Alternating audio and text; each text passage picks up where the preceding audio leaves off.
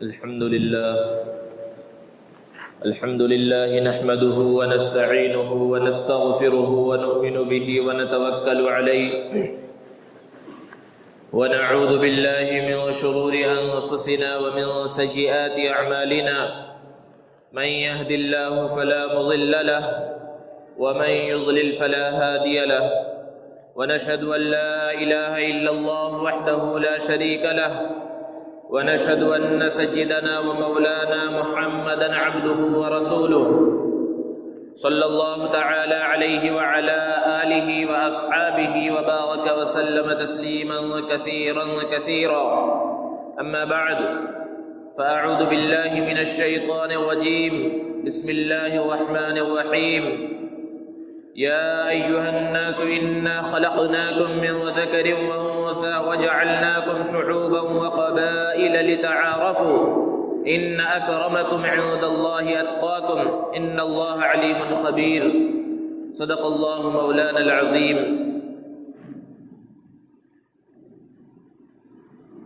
جب پڑا وقت گلستاں پہ خون ہم نے دیا، جب پڑا وقت گلستاں پہ خون ہم نے دیا، جب بہار آئی ہے تو کہتے ہیں تیرا کام نہیں۔ معزز سامعین کرام، بزرگوں اور دوستوں، آج کا دن پورے ہندوستان میں بڑے ہی جوش اور خروش کے ساتھ منایا جا رہا ہے۔ 26 جنوری جسے یوم جمہوریہ کہا جاتا ہے، یہ ہمارے جمہوری ملک کے لیے ایک تاریخی دن ہے۔ 15 اگست 1947 کو جب یہ ملک انگریزوں کے چنگل سے آزاد ہوا تو فوراً ہندوستان کا قانون مدون نہیں ہو سکا تھا، قانون نہیں بن سکا تھا۔ اس کے لیے کچھ کمیٹی بنائی گئی اور اس کمیٹی نے مل کر تقریباً 2.5 سال کے اندر ہندوستان کا ایک قانون بنایا، اس کو ترتیب دیا، اور وہ قانون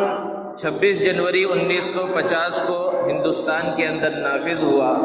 اس خوشی کے اندر یہ دن اسی وقت سے تقریباً 69 سالوں سے منایا جا رہا ہے۔ یہ جو خوشی کا دن ہے جس کے اندر ترنگے کو لہرایا جاتا ہے،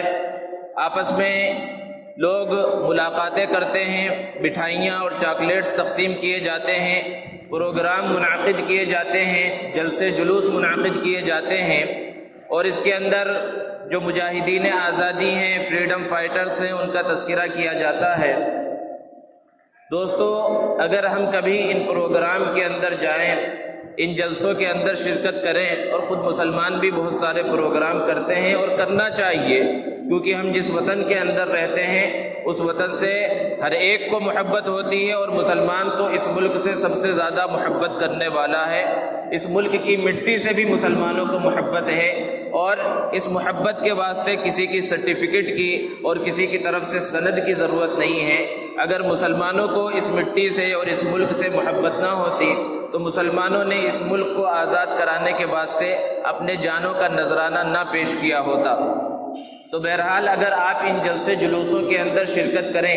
جہاں مجاہدین آزادی کا تذکرہ کیا جاتا ہے، ان کے کارناموں کو بیان کیا جاتا ہے، تو آپ 1-1.5 گھنٹے کی تقریر کو سن لیں، کہیں پر کسی مسلمان کا نام نہیں آتا، لے دے کر 1-2 نام بیان کر دیے جاتے ہیں، جس سے ہمارے برادران وطن تو یہی سمجھتے ہیں کہ آزادی انہی کے دم پر ہوئی ہے اور انہی لوگوں نے آزادی حاصل کی، اور مسلمانوں کا بھی ایک بہت بڑا طبقہ یہ سمجھتا ہے کہ چند مسلمان اس کے اندر شامل رہے ہیں، ورنہ آزادی فلاں اور فلاں نے دلائی ہے۔ اور وجہ اس کی یہ ہے، یہ تاریخ کس وجہ سے بدل دی گئی کہ جب ہندوستان آزاد ہوا اس کے بعد جو اسکولوں کا نصاب بنایا گیا، ہسٹری کا جو نصاب بنایا گیا، تاریخ کا جو نصاب اسکولوں کے اندر داخل کیا گیا، اس میں سرے سے مسلمانوں کے کارناموں کو ختم کر دیا گیا، اس کا تذکرہ نہیں کیا گیا، جس سے ہمارا بچہ جب اسکول میں جاتا ہے تو اسے وہی تعلیم دی جاتی ہے کہ ہندوستان کو گاندھی جی نے آزاد کرایا اور فلاں نے آزاد کرایا، اور ایک اچھا خاصا دیندار بچہ جو اسکول کے ماحول کے اندر زندگی گزارتا ہے، وہ بھی 15 اگست اور 26 جنوری کو خوش ہوگا، جھنڈا اس کے ہاتھ میں ہوگا۔ آپ اس سے سوال کریں کہ ہندوستان کو انگریزوں سے کس نے آزاد کرایا، تو وہ ایک آسان سا جواب دے گا، گاندھی جی۔ اسے اپنی تاریخ، اپنے اسلاف اور اکابر کی تاریخ معلوم نہیں ہوگی۔ اس کے اندر جہاں تاریخ بنانے اور تاریخ لکھنے والوں کی غلطی ہے، وہاں بہت بڑی غلطی ہماری بھی ہے کہ جب ہمیں خود اپنے کارنامے کا پتہ نہیں ہے، خود ہمیں اپنی تاریخ کا پتہ نہیں ہے، ہم نے خود اپنی اولاد کو اور اپنی نئی نسل کو اس کے بارے میں بتایا نہیں ہے، تو ہم دوسروں سے کیوں امید رکھتے ہیں کہ وہ اپنے پروگراموں میں، اپنی تقاریب کے اندر، اپنے جلسے جلوس کے اندر ہمارا تذکرہ کریں۔ اس لیے مناسب معلوم ہوتا ہے کہ ایسے موقع کے اوپر ہندوستان کی آزادی میں مسلمانوں نے کیا کردار ادا کیا، ہمارے اکابر اور اسلاف نے اور علماء نے کس طرح قربانی دی ہے، اس کو سمجھا جائے، اس کو معلوم کیا جائے۔ اور اس قربانی کے دن میں آج کا دن دیکھنا نصیب ہوا، یہ 26 جنوری اور یوم جمہوریہ نہ ہوتا اگر آزادی نہ ہوتی، ہندوستان کا قانون نہ بنتا، وہی انگریزوں کا قانون چلتا رہتا اگر ہندوستان آزاد نہ ہوتا۔ تو اس دن کی بنیاد بھی آزادی کے اوپر رکھی گئی ہے، تو آزادی کو سمجھنے کی ضرورت ہے۔ اور پھر جو یہ ملک جمہوری ملک بنا کہ جس کے اندر سارے مذاہب کو اور ہر فرقے سے تعلق رکھنے والے لوگوں کو آزادی دی گئی ہے، کیا حقیقت میں اب 70 سال گزرنے کے بعد وہ جمہوریت اپنی صحیح روح کے ساتھ اس ملک کے اندر باقی ہے یا باقی نہیں ہے؟ اور دوستو اس بات کو بھی اپنے ذہنوں میں رکھنے کی ضرورت ہے کہ ان ساری چیزوں کا تعلق ہمارے اسلام سے ہے، ہمارے دین سے ہے۔ بہت سے لوگ اس کو جب مسجد میں بیٹھ کر سنتے ہیں کہ 15 اگست اور 26 جنوری کا تذکرہ کیا جا رہا ہے اور اس میں گاندھی جی کا اور فلاں کا نام آ رہا ہے، تو وہ سمجھتے ہیں یہ مسجد کے تقدس کے خلاف ہے، اور وہ سمجھتے ہیں یہ جمعہ کے بیان کے خلاف ہے، اس کے واسطے کہیں الگ اسٹیج سجانا چاہیے۔ یہ بہت بڑی غلط فہمی ہے۔ اللہ کے رسول صلی اللہ علیہ وسلم کی سیرت صحیح انداز میں ہمارے سامنے نہیں ہے، اس وجہ سے یہ غلط فہمی ذہنوں کے اندر پیدا ہوتی ہے۔ اللہ کے رسول صلی اللہ علیہ وسلم جہاں بہت بڑے نبی تھے، آپ رسول تھے، لوگوں کے اخلاق کو درست کرنے والے تھے، اور میدان جنگ کے اندر بڑے کمانڈر اور جرنیل تھے، وہیں اللہ کے رسول صلی اللہ علیہ وسلم ماہر سیاست داں بھی تھے۔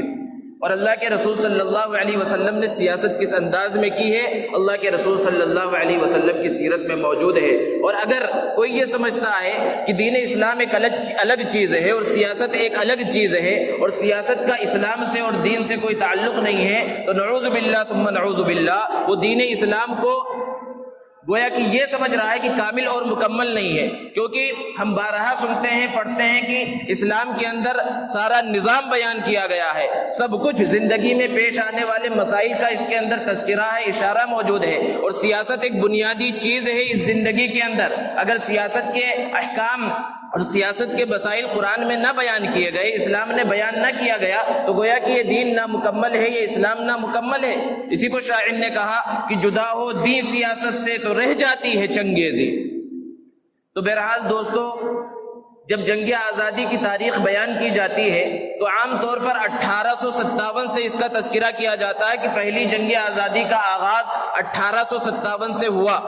اور عام طور پر یہی بیان کیا جاتا ہے، اسی کو سچ سمجھا جاتا ہے۔ یہ بہت بڑی غلط فہمی ہے، اور صرف غلط فہمی نہیں، بہت بڑی سازش ہے کہ 100 سال 1857 سے پہلے 100 اور 110 120 سال پہلے مسلمانوں نے جنگ آزادی کا آغاز کر دیا تھا، اور ان 100 سالوں کے اندر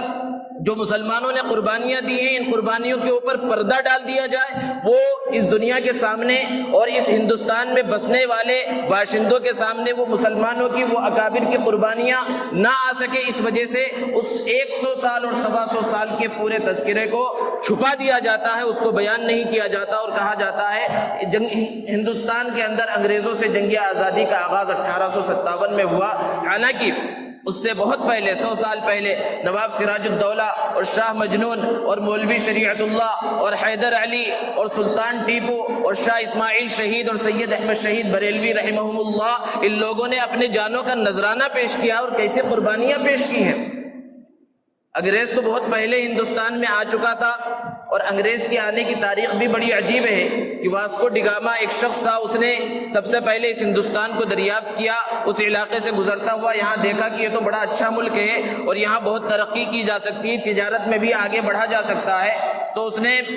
برطانیہ کے پارلیمنٹ میں اس بات کو رکھا اور وہ تجارت کی غرض سے ہندوستان کے اندر داخل ہوئے، بنگال کے شہر کلکتہ کے اندر آئے اور اسی طرح جنوبی ہند کے بعض علاقوں کے اندر آئے اور مقصد صرف تجارت تھا، لیکن انہوں نے اپنی پلاننگ جو بنائی تھی وہ صرف تجارت کی پلاننگ نہیں تھی، بلکہ وہ تجارت کے واسطے سے ہندوستان پر حکومت کرنا چاہتے تھے، اور ان کا جو منصوبہ تھا، پلاننگ تھی، کوئی 1 مہینے 1 سال 10 سال کے واسطے نہیں تھی۔ انہوں نے منصوبہ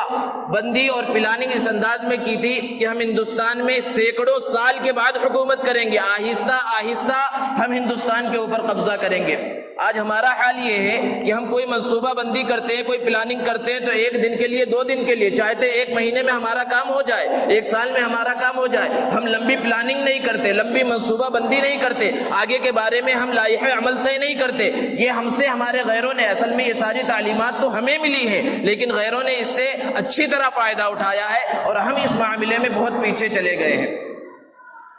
تو مغلوں کا دور تھا، انگریز اس زمانے میں یہاں پر آئے اور انہوں نے ایسٹ انڈیا کمپنی قائم کی۔ جہانگیر کا زمانہ ہے، اس زمانے میں جگہ جگہ پر یہ ایسٹ انڈیا کمپنی کے مختلف برانچ قائم ہوتے رہے۔ 100 سال تک انہوں نے صرف اپنی تجارت کو پورے ہندوستان کے اندر پھیلایا اور کہیں پر حکومت پر قبضہ کرنے کی کوشش نہیں کی۔ 1600 سے لے کر 1700 عیسوی تک یہ ایک پوری صدی گزری ہے جہاں وہ ہندوستان کے مختلف علاقوں کے اندر کاروبار، اصل تجارت جو تھی اس کے اندر وہ قابض ہوتے گئے۔ پھر جب 1700 عیسوی آیا اس وقت انہوں نے اب اپنا منصوبہ بدلا کہ اب آہستہ آہستہ حکومت میں دخل اندازی کی جائے، اور اس انداز میں انہوں نے آگے بڑھنا شروع کیا کہ بہت سے علاقوں کے گورنر انگریز بن گئے۔ 1740 اور 1750 کے درمیان ایسا وقت آ چکا تھا کہ انگریز آہستہ آہستہ پوری حکومت میں تو نہیں آئے، لیکن بہت سے حکومت جہاں راجہ مہاراجہ یا نواب تھے وہاں ان کے بڑے گورنر کے طور پر انگریز قابض ہوتے چلے گئے۔ اس چیز کو سب سے پہلے جس نے سمجھا وہ نواب سراج الدولہ، بہت دیندار بادشاہ تھا، اور اس نے بڑی فوج تیار کی انگریزوں سے مقابلے کے واسطے 1756 میں، 1857 سے 101 سال پہلے،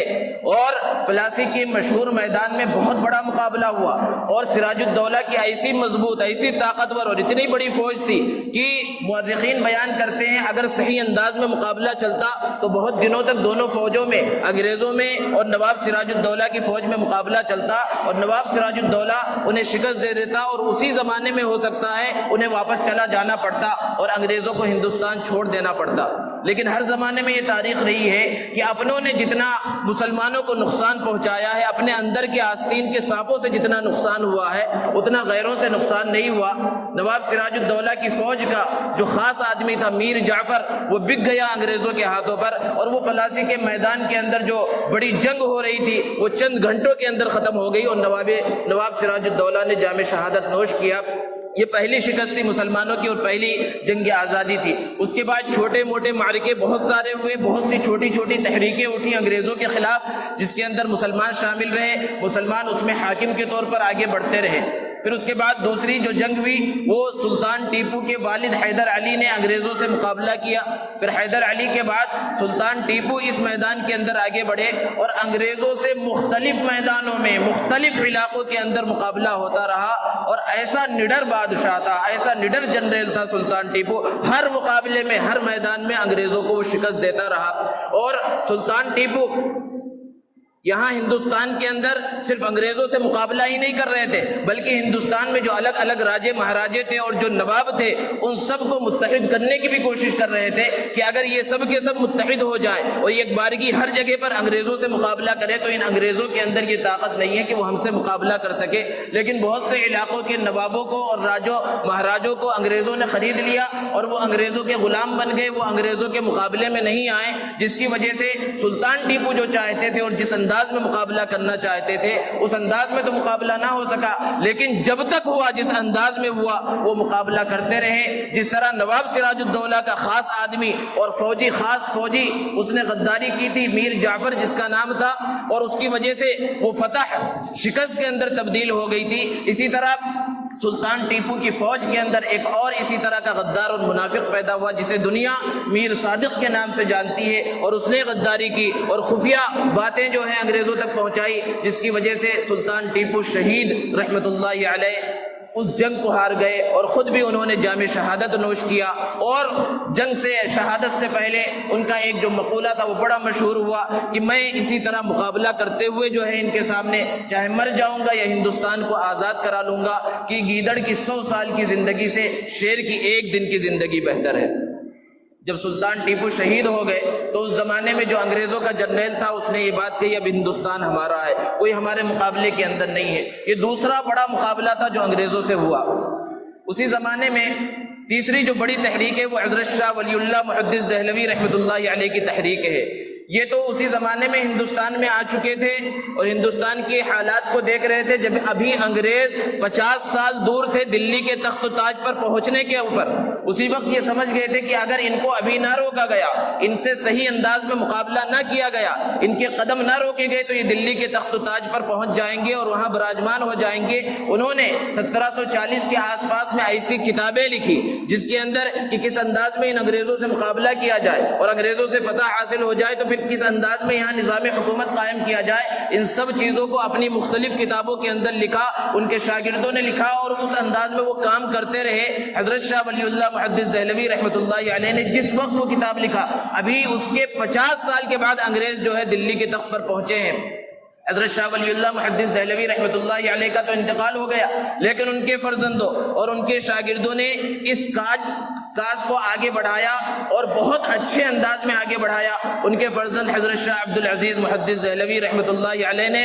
سلطان ٹیپو کی شہادت کے بعد پھر ایک فتویٰ دیا انگریزوں سے جہاد کا، اور اس کے اندر یہ لازم کیا اور یہ بتلایا کہ ہندوستان کے ہر شہری کے لیے اب لازم ہے کہ وہ ان انگریزوں سے مقابلہ کرے، اور ہندوستان کے دارالحرب ہونے کا فتویٰ دیا، یعنی کافروں کے ملک ہونے کا فتویٰ دیا، کیونکہ یہاں اسلامی شعائر محفوظ نہیں رہے، نماز اور روزے کا صحیح انداز میں جو ہے ادا کرنا مشکل ہو چکا تھا۔ اور اس فتوے کا نتیجہ تھا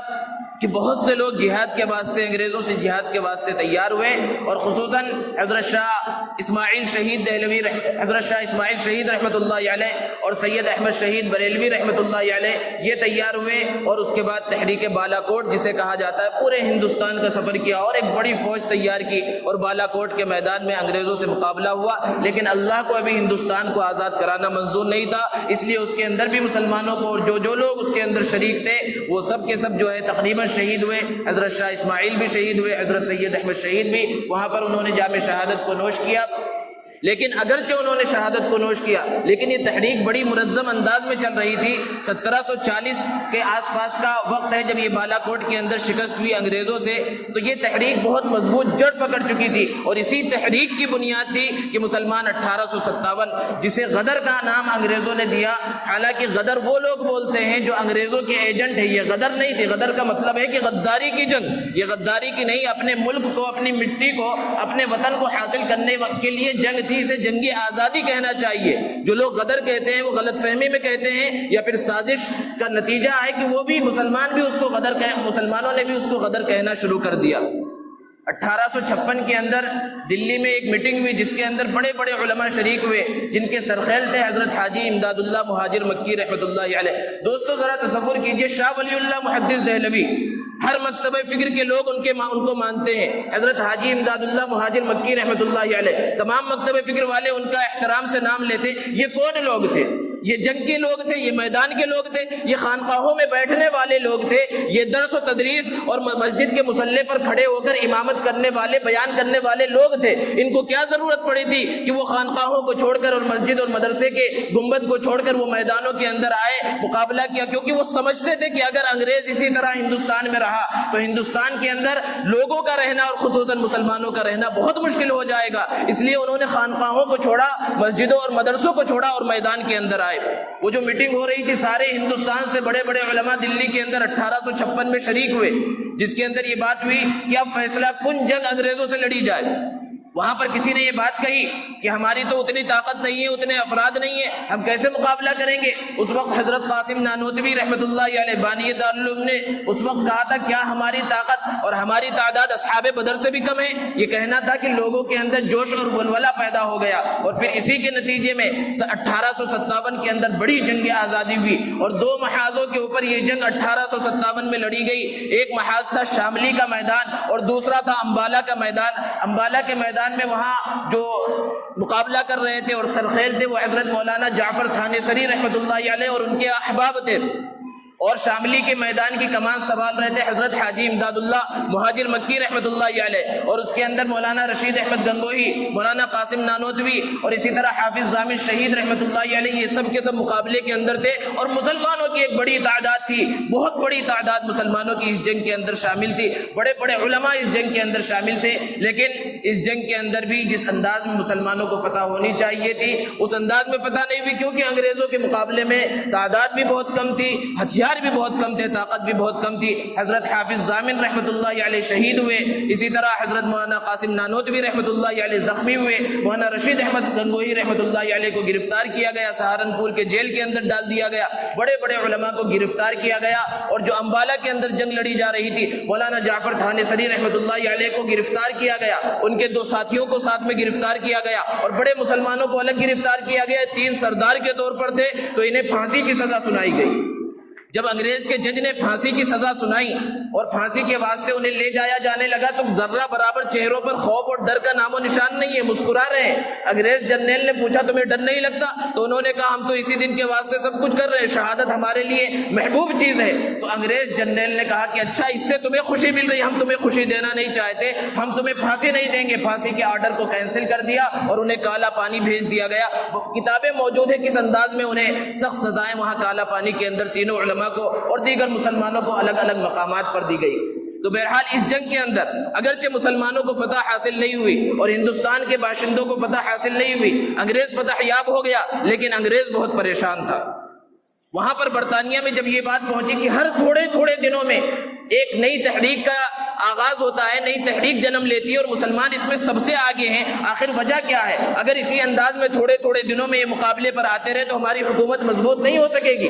تو یہاں سے یہاں کے جرنیلوں نے اور یہاں کے جو حکام تھے انہوں نے لکھ کر بھیجا کہ جب تک مسلمانوں کے اندر 3 چیزیں باقی ہیں یہ تحریکیں کچھ نہ کچھ دنوں میں جنم لیتی رہیں گی، پیدا ہوتی رہیں گی۔ جب تک ان کے اندر قرآن اور قرآن کا علم باقی ہے ان کے اندر سے جو ہے یہ تحریکیں اٹھتی رہیں گی۔ اسی طرح جب تک علماء باقی ہیں یہ ان تحریکوں کے اندر جوش بھرتے رہیں گے، لوگوں کے دلوں کے اندر جوش بھرتے رہیں گے، یہ تحریکیں ختم ہونے والی نہیں ہیں۔ اس انداز میں وہاں سے باتیں کی گئی۔ اور اسی طرح تیسری بات کی گئی کہ جب تک ان کے دلوں میں جذبہ جہاد باقی ہے، یہ 3 چیزیں جب تک باقی رہیں گی، جب تک اسی انداز میں یہ لوگ ہم سے مقابلے پر آتے رہیں گے۔ وہاں سے آرڈر آیا برطانیہ کے پارلیمنٹ سے کہ ان تینوں چیزوں کو ختم کیا جائے، اور اس پر عمل کرتے ہوئے 1857 سے لے کر 1864 تک تقریباً 7-8 سالوں کے اندر 3 لاکھ قرآن مجید کے نسخے جلائے گئے، قرآن مجید کو ختم کیا گیا۔ لیکن ہر مسلمان جانتا ہے قرآن مجید کے نسخوں کو جلانے سے قرآن کبھی ختم ہونے والا نہیں ہے۔ اسی طرح دوسری جو بات کہی گئی کہ علماء کو ختم کیا جائے، تو اس پر عمل کرتے ہوئے تقریباً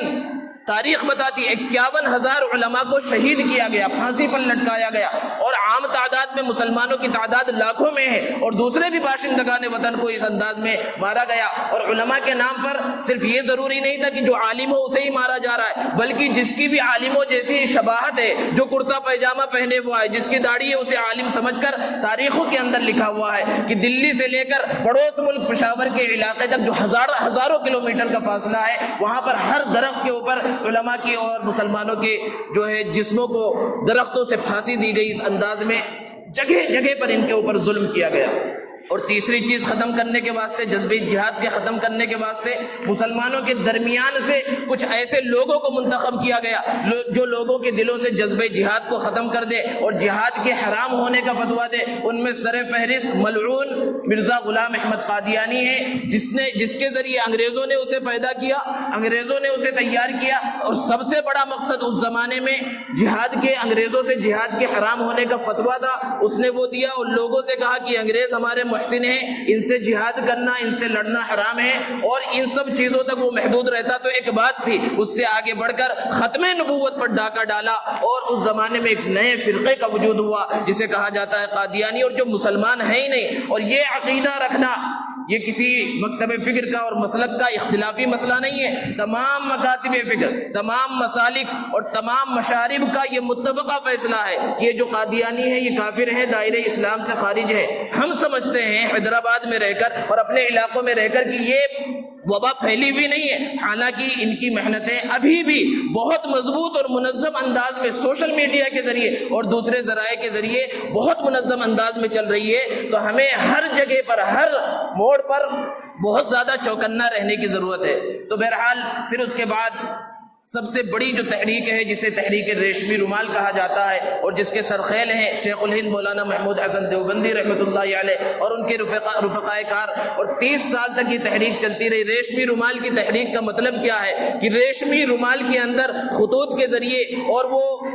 ایسے پوشیدہ رازدارانہ خطوط لکھے جاتے تھے، ایک دوسروں کو بھیجے جاتے تھے، اور اس ذریعے وہ تحریک چل رہی تھی۔ اور اس کے اندر بنیادی مدعا یہ تھا کہ دنیا بھر کے اندر جتنے اسلامی ممالک ہیں ان سب ممالک سے رابطہ قائم کیا جائے اور ان کو بتلایا جائے کہ ہندوستان کے اندر ہندوستان کے باشندے غلامی کی زندگی گزار رہے ہیں اور یہاں کے مسلمان پریشانی کے عالم میں ہیں، سب کی ذمہ داری ہے کہ ان کی مدد کرے۔ اور خصوصاً افغانستان کے بادشاہوں کو راضی کیا گیا اور وہاں ایک جلا وطن حکومت قائم کی گئی اور اپنے برادران وطن کو ساتھ لیا گیا، جلا وطن حکومت قائم کی گئی۔ وہاں سب سے پہلے وزیر اعظم جو بنایا گیا، اور ان علماء نے بنایا، وہ کسے بنایا؟ ایک غیر مسلم کو، راجہ مہندر پرتاپ کو بنایا، یہ بتلانے کے واسطے کہ ہمارے اکابر کبھی بھی برادران وطن کے خلاف نہیں رہے ہیں، ان کو ہمیشہ ساتھ میں لے کر چلنا چاہا ہے۔ لیکن اس تحریک کے اس راز کا بھی افشا ہو گیا اور شیخ الہند رحمۃ اللہ علیہ کو مکہ کے مقدس علاقے سے انگریزوں نے گرفتار کروایا اور پھر انہیں مالٹا کی جیل میں ان کے خاص شاگرد حضرت مولانا حسین احمد مدنی رحمۃ اللہ علیہ اور دوسرے احباب کے ساتھ بھیج دیا گیا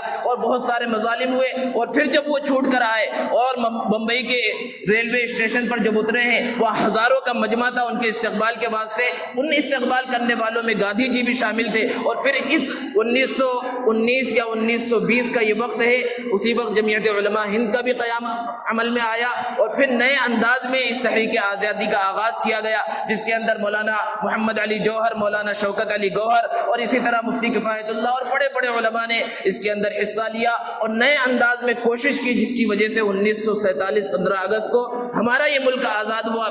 اور جب ملک آزاد ہوا تو پھر سازشوں کے نتیجے میں ملک کے اندر تقسیم بھی عمل میں آئی، جس کی وجہ سے مسلمان بٹ گئے اور پھر بہرحال ہندوستان کا یہ قانون بنا اور جمہوری ملک بنایا گیا۔ اور الحمدللہ ہمارا یہ ہندوستان اور یہ ملک دنیا کے جتنے جمہوری ملکوں میں ہیں ان ملکوں میں بہت بہتر ملک ہے اور بہت بہتر جمہوریت قائم کی گئی تھی، اور جو وہاں پر فیصلے کیے گئے تھے اور جو قانون بنایا گیا تھا اس کے اندر یہ بات چند بنیادی باتیں ہیں جسے ہر ایک کو معلوم رکھنا چاہیے کہ اس کے اندر مذہبی آزادی دی گئی ہے کہ ہر انسان اپنے مذہب پر عمل کر سکتا ہے، اپنے مذہب کی تبلیغ کر سکتا ہے، اشاعت کر سکتا ہے، آزادی اظہار رائے ہے، اور اسی طرح ان کے جو بھی معابد ہوں یا مدرسے ہوں یا اسی طرح جو بھی عبادت گاہوں ہوں ان کو بھی تحفظ حاصل ہوگا، ہر ایک کے مال کو تحفظ حاصل ہوگا۔ یہ ساری چیزیں ہمارے قانون کے اندر لکھی ہوئی ہیں اور یہ جمہوریت کی روح ایک زمانے تک باقی تھی۔ لیکن آج ہم دیکھتے ہیں کہ آہستہ آہستہ چند سالوں سے حال یہ ہو گیا ہے کہ جو لوگ جمہوریت کے دعوے دار ہیں اور آج کے دن 26 جنوری کو بڑے جو ہے جوش کے انداز میں وہ جھنڈا اور ترنگے کو بھی لہرا رہے ہیں کہ ہم جمہوریت کو قائم کرنے والے ہیں، لیکن یہی جمہوریت پر شبخون مار رہے ہیں اور حملہ کر رہے ہیں۔ جمہوریت کی بنیاد کیا ہے کہ یہاں پر لوگوں کے فیصلے سے اور لوگوں کی رائے سے حکومت بنے گی۔ کسی ایک آدمی کو جو سب سے بڑا آمر بن جائے اور جو چاہے وہ فیصلہ کرے، اس انداز میں اس ملک کو نہیں بنایا گیا۔ یہاں پر عدلیہ الگ ہوگا، مقننہ الگ ہوگا، انتظامیہ الگ ہوگا، کسی ایک کو پورا پاور نہیں دیا جائے گا، یہ اس چیز کا فیصلہ ہوا ہے۔ لیکن گزشتہ چند سالوں سے اس انداز میں یہاں پر فیصلے کیے جا رہے ہیں اور اس انداز میں قانون بنایا جا رہا ہے، جس سے یہ محسوس ہوتا ہے کہ اب یہاں کی جو ظالم طاقتیں ہیں وہ چاہتی ہیں کہ کسی ایک آدمی کو یا ایک تنظیم کو ساری چیزیں سپرد کر دی جائیں۔ تو اب ہماری ذمہ داری یہ ہے کہ جو لوگ جمہوریت کی بات کرتے ہیں اور ہم جمہوریت کی بات کرتے ہیں کہ اس ہندوستان کے اندر سارے لوگوں کا بھلا اسی میں ہے کہ جمہوریت اپنی صحیح روح کے ساتھ یہاں پر باقی رہے، کیونکہ یہاں صرف ہندوستان میں مسلمان نہیں رہتے، ہر مذہب کے رہنے والے رہتے ہیں۔ تو تمام مذاہب کو آزادی حاصل ہو، ان کے مذاہب کے اندر دخل اندازی نہ کی جائے، ان کے کسی مسئلے کے اندر دخل اندازی نہ کی جائے۔ کوئی اس طرح کرتا ہے تو ہر ایک دفاع کرنے کی کوشش کرے کہ یہ قانون کے خلاف کیا جا رہا ہے اور جس انداز میں ہو سکتا ہے